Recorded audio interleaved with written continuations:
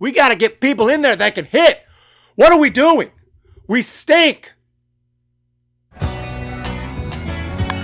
he drives it into right center field. Hit a ton. This baby is way back. On here. What's going on, everyone? Welcome back to the Hum Baby Baseball channel. And today we're talking Brandon Crawford, longtime Giants shortstop, fan favorite, great player. Well, he has been in the past anyway. Defensively for sure. Decent enough hitter.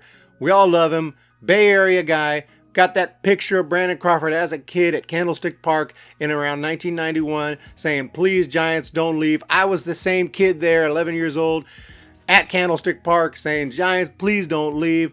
I love the fact that Brandon Crawford is a Bay Area guy and he became a San Francisco Giant, came up through the system and has been an all-star, and he is one of our absolute favorites. The question is Brandon Crawford still good enough to be the starting shortstop for the San Francisco Giants going forward into 2020 and beyond?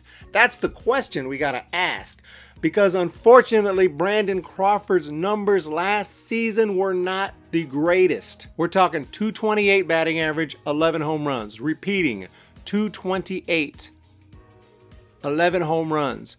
Defensively, he made a lot of sparkling plays as always. He saved so many runs. I don't care what the stats say. The advanced stats might say he had a down year defensively. He looked great. I did notice some more errors than usual, some more misplays, so I'll admit that. But he's still great out there defensively. I mean, is there someone else you'd rather have out there at shortstop than Brandon Crawford? I mean, let's just be real. Come on.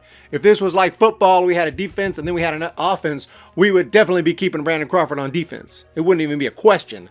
The problem is, you keep Brandon Crawford on defense in baseball, you also got to have Brandon Crawford at the plate.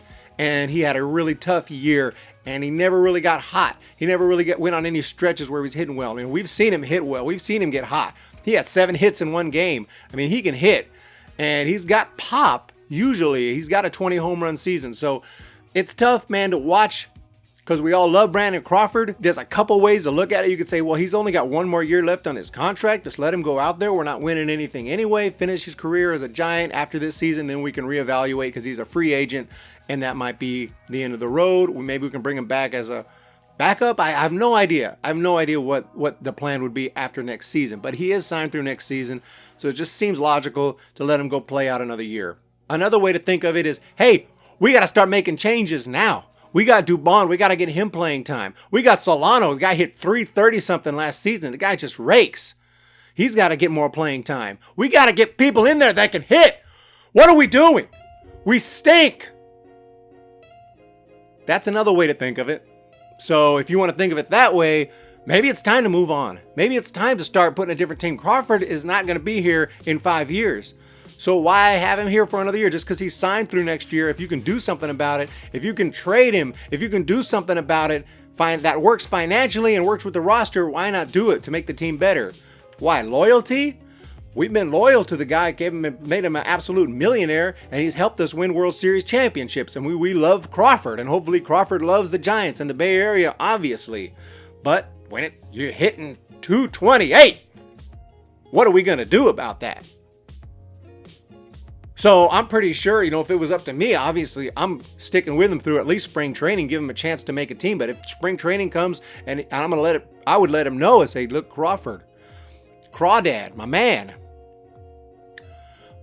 this ain't a normal spring training where we're just out here getting loose. I need you to perform well because it's going to dictate your playing time, okay? It's not a definite you're going to be the everyday shortstop, because we got some good young players coming up. We need you to show that you can still hit and help this team. I'm not trying to put added pressure on you. I'm just letting you know, don't go out there just kind of, trying to just get, find your swing or whatever. Go out there with your swing and hit, so we can get you in there, because I'd love to see Crawford in there. He doesn't have to hit, 290, 300. He's got to hit, though, 250 at least, and get us a good, 17, 18 home runs at least. Come on, Brandon. But anyway, that's how I think about it. There's a lot of ways to think about it, and it's sad because I love Brandon Crawford. If I had my way, Brandon Crawford would be out there just because I want to see Brandon Crawford out there. But if you tell me Brandon Crawford out there means the Giants ain't going to win nothing, whereas maybe if he's not, they're going to win a few more games, which it could be all it takes to get that wild card and get some playoff baseball, which we completely miss because it's been a while. Well, it hasn't been too long, 2016, but that was pretty miserable because of that horrible bullpen. Don't want to bring back bad memories. So we're talking Giants baseball. Let me know what you think about Brandon Crawford. Should the Giants bring him back for another year, regardless of what he does, and just throw him out there so we can get another year of Brandon Crawford for whatever personal, emotional reasons? Or should we say, hey man, you got to make the team or you're gone. We got Dubon. We got other guys coming up through the system. We got a great hitting Solano right now. I don't care what you think of Solano. I don't really care if you think, oh, he's not that good. He hitting 330 something. Solano's going to play until he shows that he can't hit that well, because that's all he did was hit this year. So I'm sticking with Solano. Sorry. Y'all have a fantastic day. Go ahead and hit that subscribe button because we're going to be talking Giants all off season, getting ready for next season, 2020. We're going to go all the way in 2020, all the way to Oracle Park to watch some Giants baseball. So y'all have a great day, and I'll see you later. See ya! When the Giants come to town, it's bye-bye, baby. Every time the chips are down, it's bye-bye, baby. History's in the making at Oracle Park.